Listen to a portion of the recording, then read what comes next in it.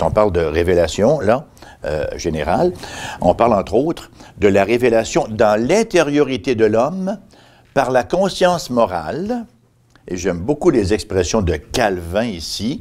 Il parle du semen religionis, le sentiment de religion qui est au-dedans de chaque être humain. Chaque être humain est un adorateur. Il va adorer des idoles ou il va adorer le vrai Dieu, n'est-ce pas? Et aussi, Calvin emploie très fréquemment le sensus deitatis, le sentiment de divinité. Cette espèce de conscience que nous sommes des créatures de Dieu.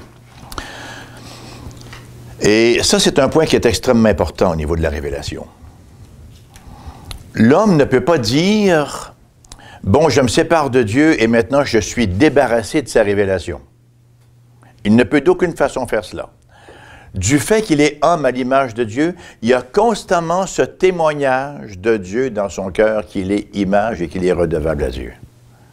Il ne peut jamais complètement étouffer cela. Il garde cela captif, comme dit Romains 1.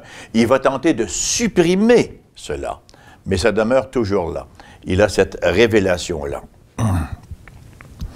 Alors, Dieu se révèle donc dans l'intériorité de l'homme par la conscience morale, le semen religionis et le sensus deitatis. Ça pourrait même être un sujet de travail intéressant, ça, si vous voulez, pour votre session. Si vous voulez aller fouiller un peu dans les écrits de Calvin, l'institution chrétienne que nous avons en français, là, où on retrouve le sensus deitatis, le sentiment de divinité, où il en parle, Calvin, c'est très intéressant. Dieu se révèle également dans la nature autour de nous. Il se révèle en nous, il se révèle autour de nous. C'est évident que cette dernière repose sur la première. Hein? Si Dieu ne se révèle pas en nous, la nature autour de nous ne peut pas nous révéler grand-chose. Si nous ne possédons pas de connaissances antécédentes innées de Dieu, aucune mesure d'observation de la nature ne pourra nous conduire à une conception adéquate de Dieu, en fait. On passe du connu à l'inconnu, n'est-ce pas? Nous avons ce connu intérieurement, il y a une révélation suffisante intérieurement qui nous permet, passez-moi l'expression dans son vrai sens, d'appréhender les événements et la révélation qui est autour de nous. On va en reparler plus en détail lorsqu'on va traiter de la même question, mais pour la nature post-lapsaire, c'est-à-dire l'homme après la chute.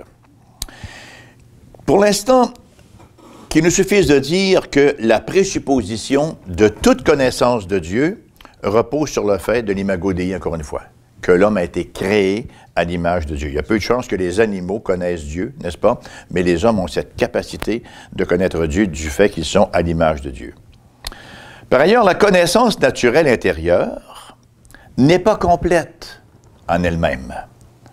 Sans la connaissance, sans le complément des découvertes de Dieu dans la nature. Ça, c'est un point assez important. La connaissance naturelle intérieure n'est pas complète en elle-même sans le complément de Dieu dans la nature. La Bible reconnaît ces deux faits. Et ça nous amène à une première conclusion.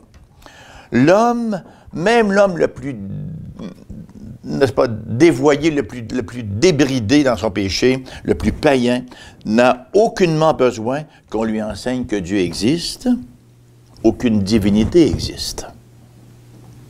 Vous savez, quand on évangélise, on n'est pas en train de dire « Hey, sais-tu que Dieu existe? » Il le sait.